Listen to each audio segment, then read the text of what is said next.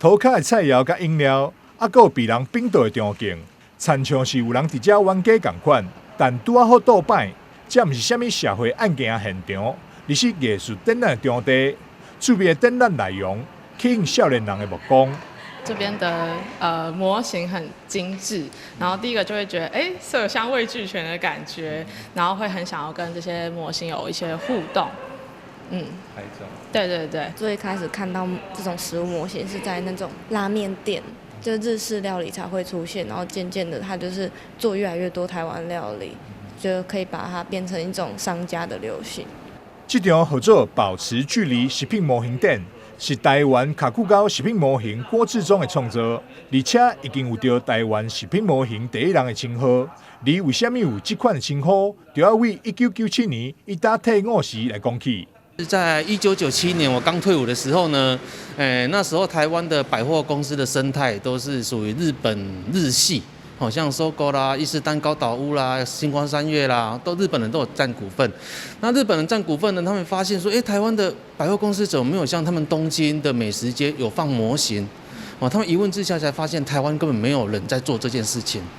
然后他们就从日本呢引进了一组人。那时候我刚好退伍就在一个美食展里面，刚好发现，有这种东西，好新奇哦！那时候我也被他吓一跳，说这怎么会做得这么像？那我就毛遂自荐，跟日本人推荐说，我是本身念美工科系毕业的，那贵公司有没有缺人？我很想要学这个功夫。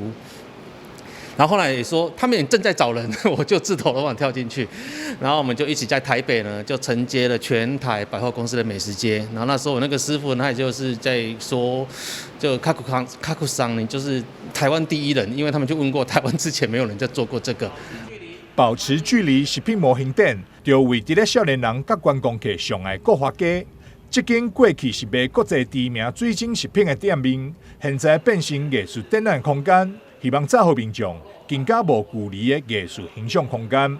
其实这边以前呢，它的前身是施华洛世奇水钻的专卖店。那从整栋楼呢，从1楼到楼上呢全部都是。那在国华街这个地方又是一个很著名的一个地标。那么就是后来呢，我们在思考怎么样把这一份美的感觉延续下去。于是呢，我们就去思考说，怎么去把这个空间蜕变，然后跟在地的一个文化能够做更深刻的结合。所以呢，在后续的部分呢，我们几位创办人呢，我们就是一起把它思考转型成为一个多元的艺术空间。那为什么要叫多元的艺术空间？其实比较特别是现在的艺术创作，它其实是各式各样、很多元的，甚至是有数位的电子创作。那么我们希望是透过这个一个空间很接地气，然后也邀请那个卡古高这个很接地气的展览呢，希望这个艺术空间可以让人走得进来。郭志忠这次伫台南的展览，为了竞争地气，特别再来各种台南小食食品模型，为蚵仔煎、沙白鱼糜，也则是碗粿、浮水鱼羹，每一项拢会当代表台南的特色，而且不止这小食，第2楼还有澎湃办道菜模型，提供给民众翕相。木拉多元艺术空间，欢迎大家免费入场观赏。